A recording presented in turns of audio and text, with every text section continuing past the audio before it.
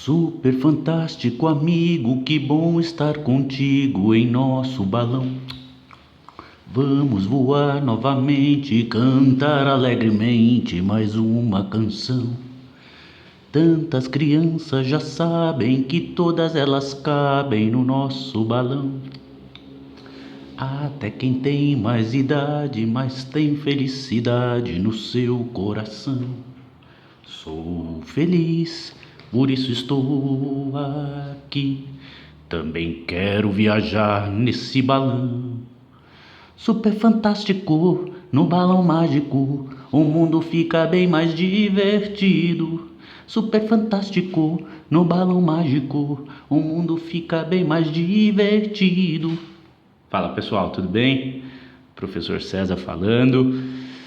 Vamos aí para mais uma aula de ensino remoto de emergência. Atividade 4. O nosso assunto continua sendo gravimetria, né?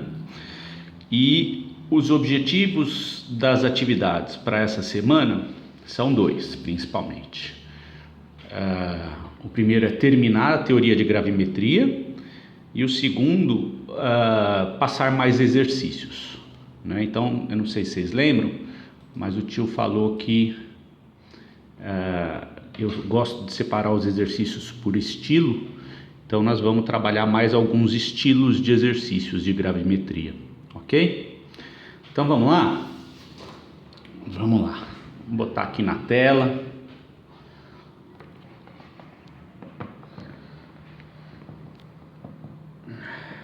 Bom, primeiramente é bom destacar que toda a parte teórica principal, né, de teoria de formação de precipitados, né, toda a parte teórica de gravimetria já foi dada. Então, qual que é a ideia agora? É relembrar alguns pontos e avançar, tá? Para terminar a teoria. Falta só alguns detalhes para a gente terminar. Então, o tio prometeu falar para vocês, trabalhar com vocês 10 itens, né? O primeiro seria principais métodos de análise gravimétrica, definição de gravimetria de precipitação, etapas de gravimetria de precipitação. Nós paramos por aqui, mais ou menos, né? O resto é rapidinho, né? Condições para uso da técnica, características desejáveis do agente precipitante e do precipitado formado, vantagens e desvantagens. Vamos falar um pouquinho de agentes precipitantes, gravimetria por volatilização e exercícios. Muito bem. Quais são os principais métodos de análise gravimétrica? Relembrando, né? Precipitação, volatilização e eletrogravimetria. Eletrogravimetria é uma técnica instrumental, então a gente vai ver só essas duas. Vamos dar enfoque, claro, à precipitação, porque é a técnica mais utilizada, ok? No final, o tio vai falar um pouquinho sobre volatilização. Muito bem, definição o tio já fez. Definição de gravimetria por precipitação também. Etapas da gravimetria por precipitação. Então, tem todas aquelas etapas, né? O momento em que você joga o agente precipitante, e aí tem todos aqueles cuidados. Tem que jogar devagarinho, tem que mexer, tem que, né, muitas vezes deixar fazendo o processo de digestão, né? Tem uma série de cuidados, cada um, né, com um objetivo muito particular, né? O objetivo que nós temos com todos esses cuidados é evitar a supersaturação, ou evitar não, né? Minimizar ao máximo a supersaturação, ok? Isso já foi discutido em sala. Muito bem, e aí então nós passamos aí, tem a etapa da preparação da solução, da precipitação, da digestão, da filtração, da lavagem, da secagem, que não pode ser feita ao ar livre, né? Quer dizer, da secagem, estufa ou calcinação, o resfriamento, que não pode ser feito ao ar livre, tem que ser feito em dessecador, e a pesagem, tá? Tudo isso nós já vimos. Então, precipitação, cuidados na precipitação. Aqui, ó, os cuidados na precipitação são tomados principalmente para minimizar a supersaturação. Esse é o objetivo, né, de tomar todos aqueles cuidados que nós vimos em sala. Digestão, filtração, aí vimos lá os tipos de filtros, né? Lavagem de precipitados, como é que tem que lavar, secagem e calcinação dos precipitados, né? A secagem é numa temperatura mais baixa, a calcinação é numa temperatura mais alta. Normalmente a calcinação leva o precipitado ocorre uma transformação química no precipitado. Desde que você conheça que transformação química que ocorre, não tem problema nenhum, tá? Então ali nós temos a estufa e a mufla, uma para secar e outra para calcinar. Resfriamento, que deve ser feito em dessecador. Por que dessecador? Para o precipitado não absorver a umidade do ar, tá? E aí essa umidade do ar altera a massa, e como a técnica é por massa, é complicado. Pesagem, tá? Condições para uso da técnica, né? Então, isso daqui a gente falou, eu vou relembrar rapidamente, né? Então, para ser usado em análise gravimétrica, um precipitado deve ser suficientemente insolúvel, ou seja, KPS bem baixinho. Lá, lembra os KPS lá de quali? Pois é, tem que ser bem insolúvel. Para que as perdas por solubilidade sejam desprezíveis, tem um propósito isso. Eu não posso deixar o meu íon em solução, ou quantidade muito alta de íon em solução, porque aí eu deixo de quantificar, tá?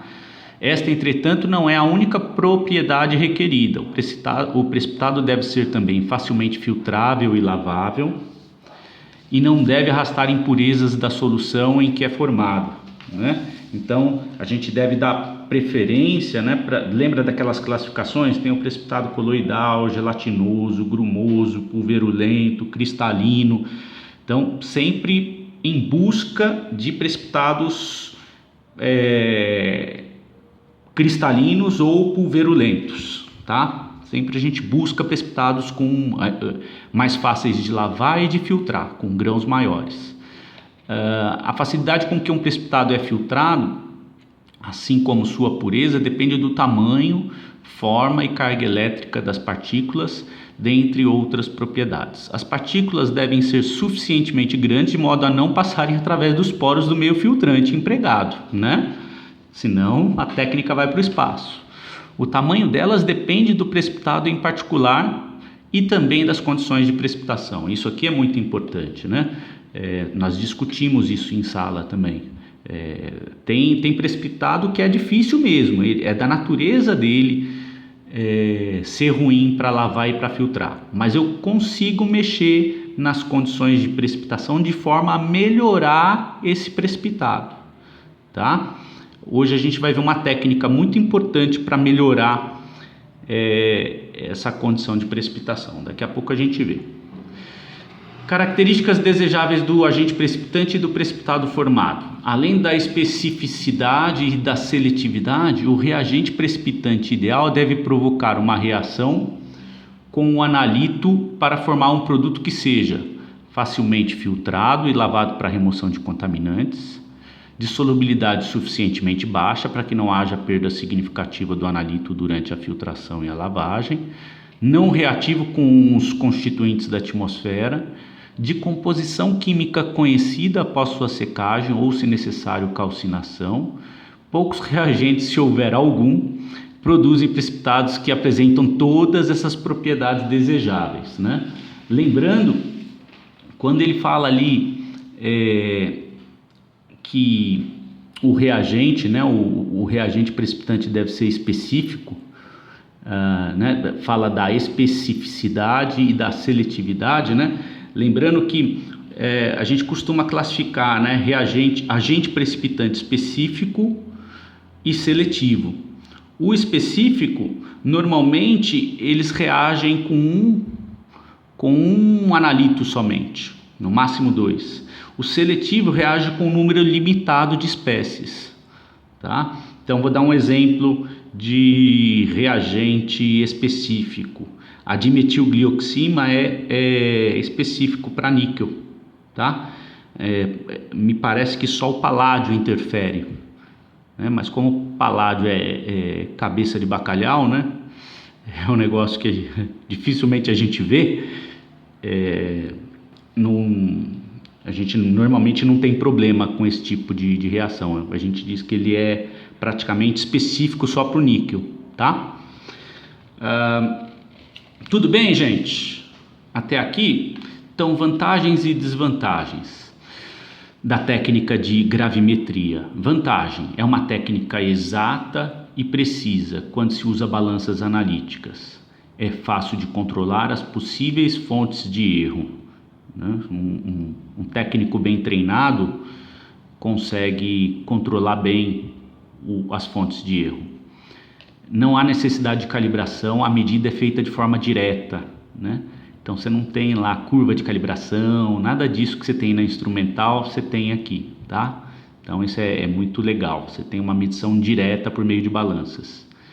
As determinações podem ser realizadas com aparelhos relativamente baratos, né? Mufla, balança, cadinho, não precisa de padrões.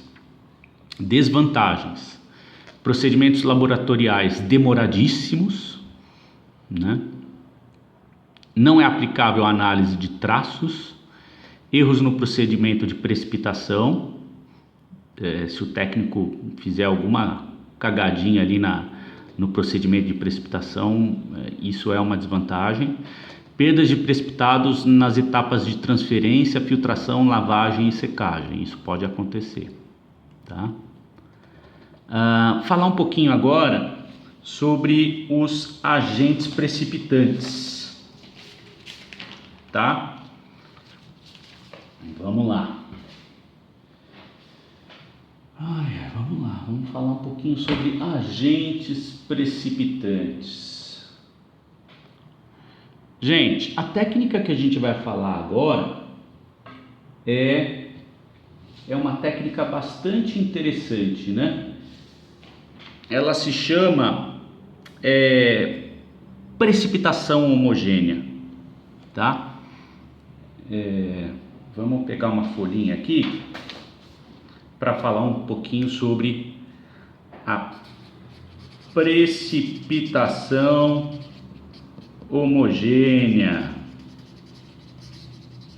Eu estou escrevendo e não botei aqui para apontar, né? Daqui a pouco a gente volta pro slide. Precipitação homogênea.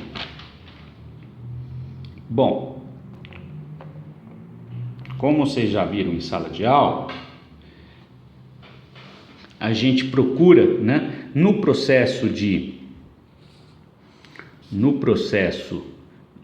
precipitação, você tem lá a solução mãe, né, e você tem o teu analito.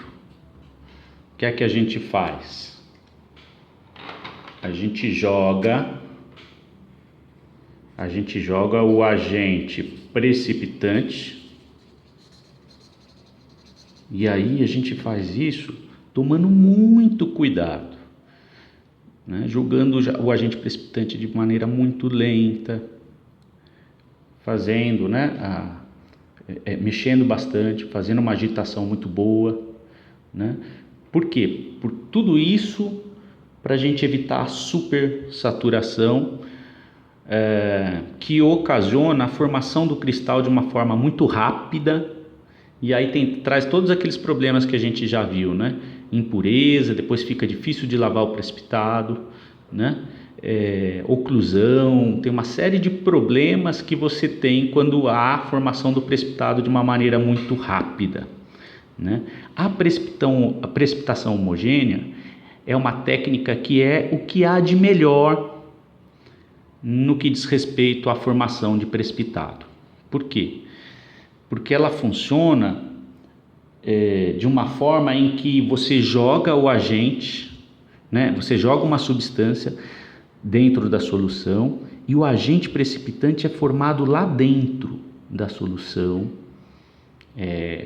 com uma reação indireta, E aí ele é formado muitas vezes, se é uma reação lenta, ele é formado de uma forma bem vagarosa, às vezes demora 1 hora, 2 horas para ser formado uma quantidade adequada de agente precipitante para precipitar todo o meu analito de interesse, né? E aí é o que há de melhor no que diz respeito à precipitação, certo? Eu vou dar um exemplo para vocês de precipitação homogênea, para você tentar entender como é legal a brincadeira, né? Então, quando tudo isso acabar e a gente puder voltar para o laboratório e você tiver de bobeira lá no IF sem fazer nada no laboratório, você pode, por assim, curiosidade, só para checar o que o teacher está falando, né? Pega um sal de ferro, dissolve ele em solução, né? E depois você precipita esse sal de ferro na forma de hidróxido, né? É muito comum a gente usar, né, para precipitar um metal, pode ser ferro, pode ser alumínio, tá? Então é muito comum a gente usar, por exemplo, hidróxidos para precipitar metais, tá? Então esse aqui, a hidroxila seria agente de precipitação para ferro e alumínio, tá? Vamos falar só de ferro. Alumínio você consegue o mesmo efeito no laboratório, tá? Mas vamos pensar do ferro, ferro 3, vai? Ok? Então você tem lá uma solução de ferro 3, você quer quantificar o ferro. Uma forma de você quantificar o ferro é jogar ele para baixo, né? Como? Na forma de hidróxido, tá? Agora, o que acontece? Se você jogar diretamente, por exemplo, soda cáustica aqui, você vai ver a formação do precipitado de uma maneira muito rápida. Você pode tomar todos aqueles cuidados que o tio ensinou, de jogar devagarinho, de agitar, de fazer isso, fazer aquilo, papapá. Mas você vai ter uma dificuldade imensa de filtrar esse precipitado. Você pode tentar lá, pega o papel de filtro, filtra direitinho, você vai ver que é um precipitado danado de ruim para filtrar. Então, o que a gente faz? Para esse tipo de técnica, onde eu quero precipitar ferro na forma de hidróxido, eu uso a precipitação homogênea. Como é que isso pode ser feito? Olha só, a reação é o seguinte, ó, ao invés de jogar o agente precipitante de forma direta, eu não faço isso. Eu jogo aqui, sabe o que? A ureia. Por que a ureia?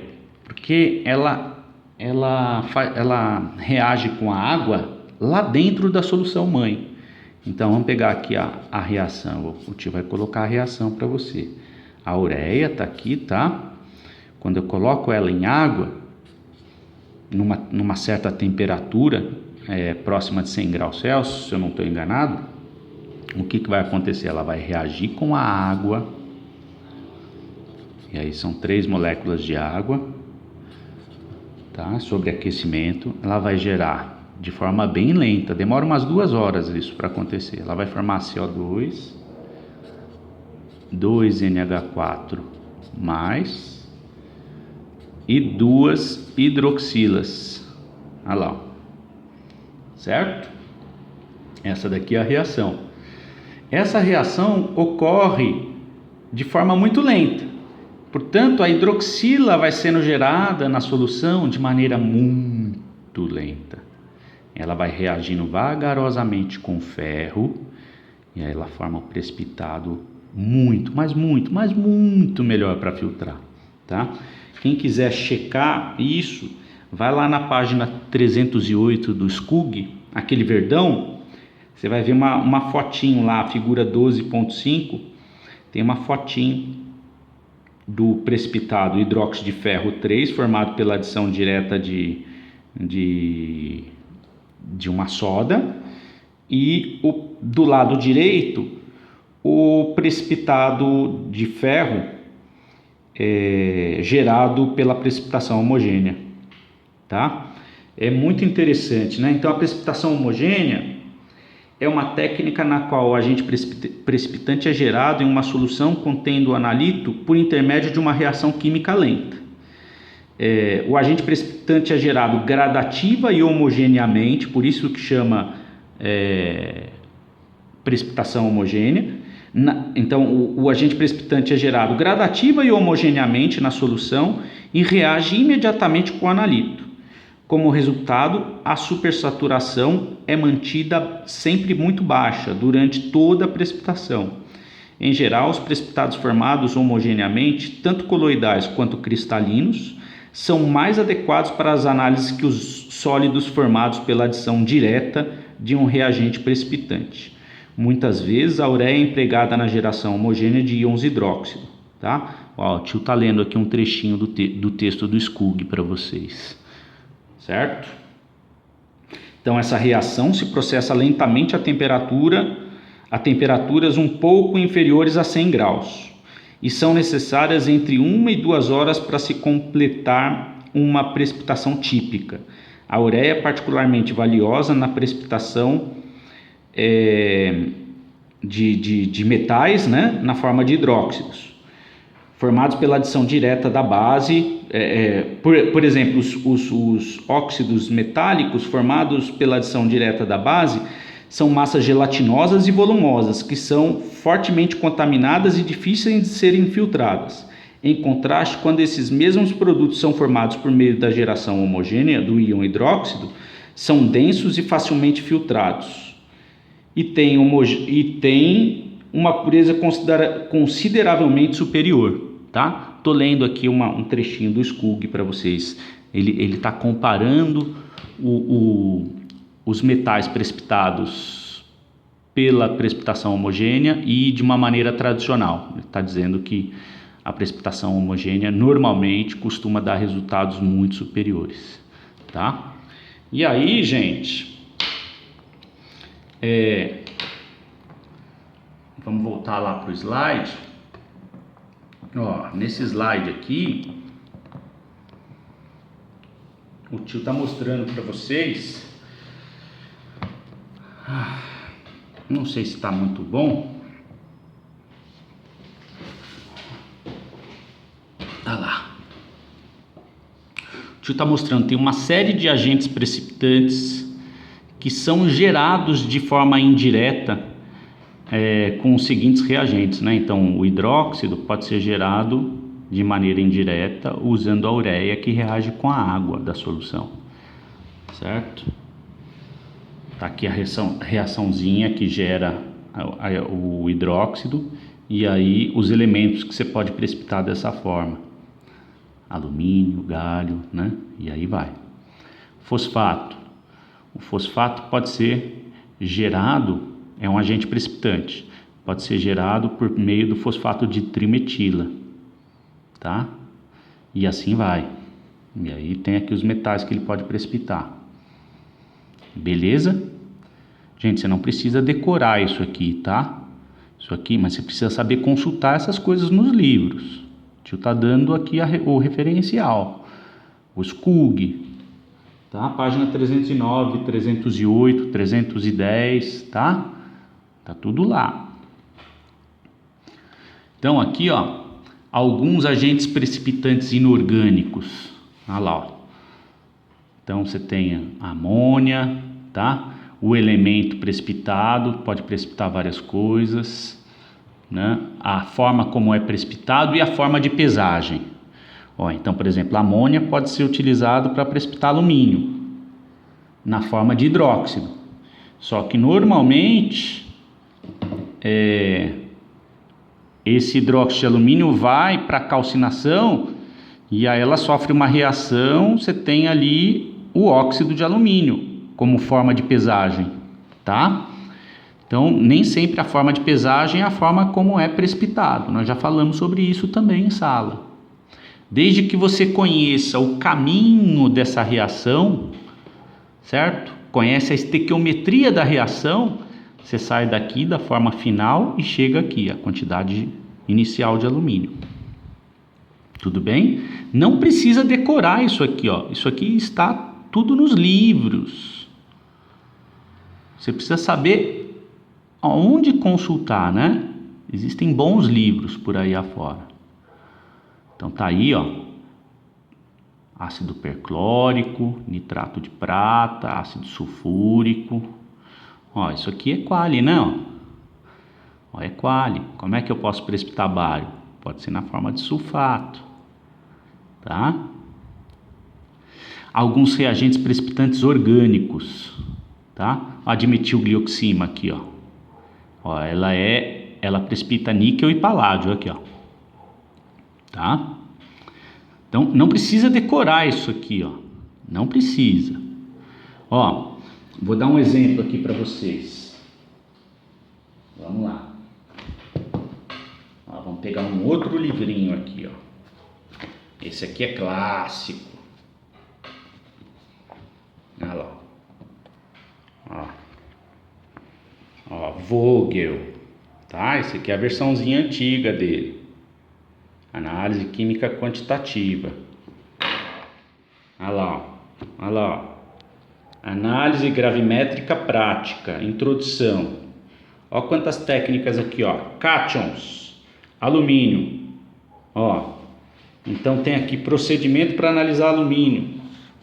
Amônio, né? Procedimento para analisar amônio, antimônio. Olha lá quantas técnicas para analisar. Tem um monte de metais, ó, arsênio, bário e berílio, cálcio, bismuto, cádmio. Aí, ó, são técnicas gravimétricas para analisar. Ó, tá tudo lá perto da página 368. Você não precisa decorar essas coisas, tá? Mas você precisa saber onde encontrar. Na internet tem muito artigo também, né? Ó, aqui, ó. Níquel. Você pode ver que a maioria dos procedimentos vem com uma discussão, tá? Aí, ó, aqui tá usando para precipitar níquel.